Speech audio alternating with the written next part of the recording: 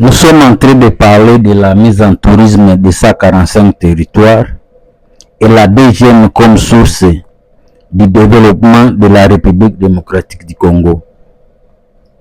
Comme nous vous expliquons que la deuxième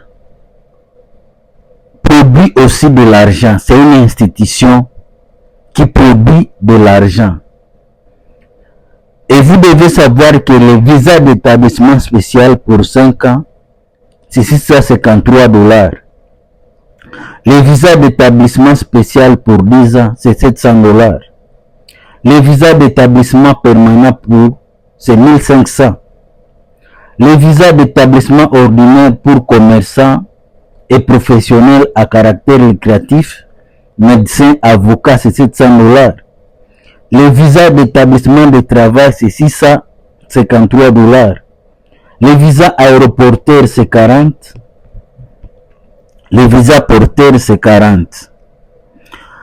Je vous donne, ce sont des statistiques que depuis qu'on avait, lorsque le directeur de cabinet actuel était au pouvoir, si à l'ANAPI, ce sont des statistiques de l'ANAPI. Derrière la deuxième, il y a un monde économique. Pour la vente de visas, pour la vente de CPG, pour la vente de tenants de passeport, pour la vente de visas touristiques. Comme vous voyez sur cette image, le visa touristique de la RDC n'est pas bien défini. Parfois, les gens payent 400, d'autres demandent 900 $ pour le visa de la République démocratique du Congo. Des parcs ont fait des partenariats avec la DGM et d'autres services. Parfois, pour entrer dans les parcs, il faut payer un visa de 100 $ que l'on doit, mais il faut payer les services du parc pour bénéficier de cela. Alors, pour visiter Kinshasa, ce n'est pas facile parce que le prix n'est pas bien défini. Et lorsqu'on arrive à l'aéroport, il faut payer 90 $ cash. La question est de savoir, est-ce qu'en RDC, nous sommes unis? Parce que c'est la deuxième qui contient la clé du développement de la République démocratique du Congo. Les gens qui travaillent au niveau de la DGM à Lubumbashi, à Kinshasa, à Goma, à Bukavu, ont des privilèges parce qu'il y a beaucoup d'expatriés au niveau de Lualaba, plus de 11 000 expatriés. Alors, comment faire pour que ceux qui se trouvent à l'intérieur de la République démocratique du Congo, comme à Kabalo, à Kasongo, Kongolo, Maniema, Kikwit, Inongo, Niki Boende, Misala, Kolwezi, puissent aussi avoir des avantages? Parce que lorsque nous payons les frais de visa, normalement ça doit aller dans des caisses de l'État. Parce que parfois les gens pensent que l'argent de redevance ou de taxes leur revient. Ils ne veulent pas qu'on puisse payer, que tout se passe au niveau de la banque pour plus de transparence. Parce que quand on va payer au niveau, on doit payer au niveau de DGM, cash, l'argent alors qu'on a déjà payé plus de 300 $, cela n'encourage pas. C'est pourquoi vous allez voir que tout le monde veut avoir sa part. Donc, les gens qui disent que celui qui travaille à l'hôtel mange à l'hôtel.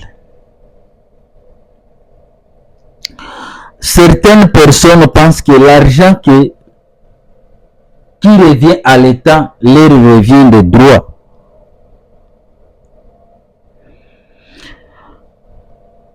Parfois, les gens pensent qu'il faut augmenter des salaires pour qu'il n'y ait pas de corruption ou de détournement.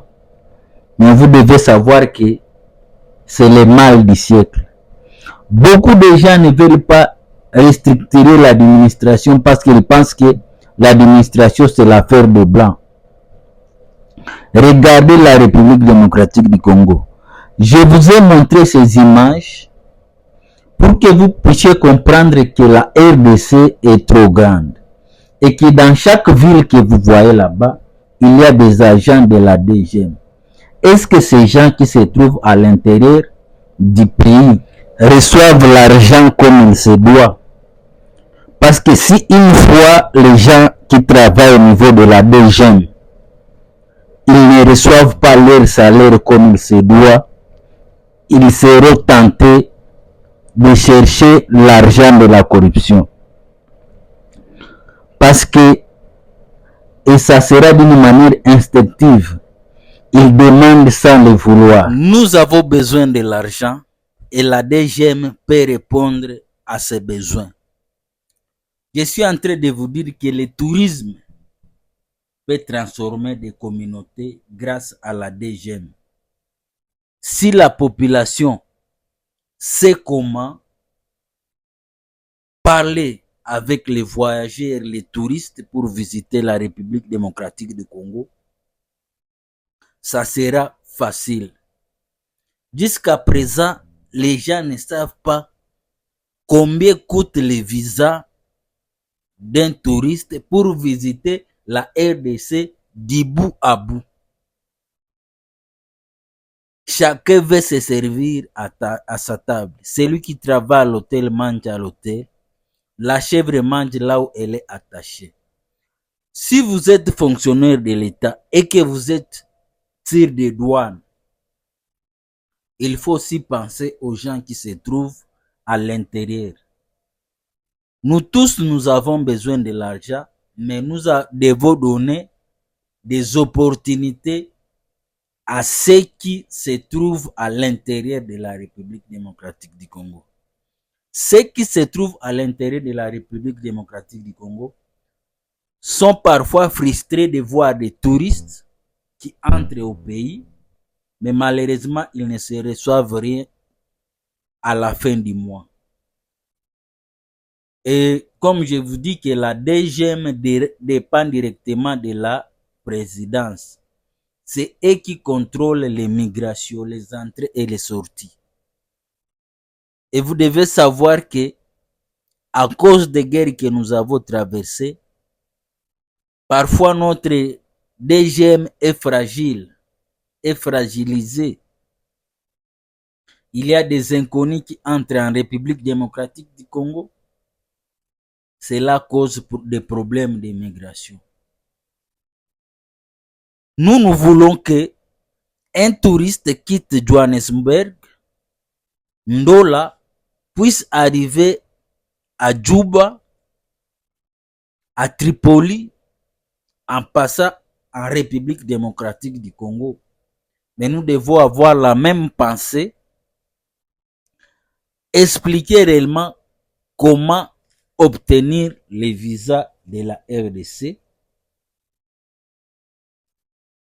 et faciliter les choses. Parce qu'on nous dit que notre visa est très élevé, les conditions difficiles pour son obtention pour les visiteurs étrangers, non-assouplissement de facilitation pour l'obtention de visas pour les étrangers. Nous devons faciliter cela, que les gens puissent venir visiter la République démocratique du Congo partout dans le monde. Nous devons accueillir les gens comme il se doit. Merci de nous avoir suivis. Rendez-vous dans nos prochaines vidéos.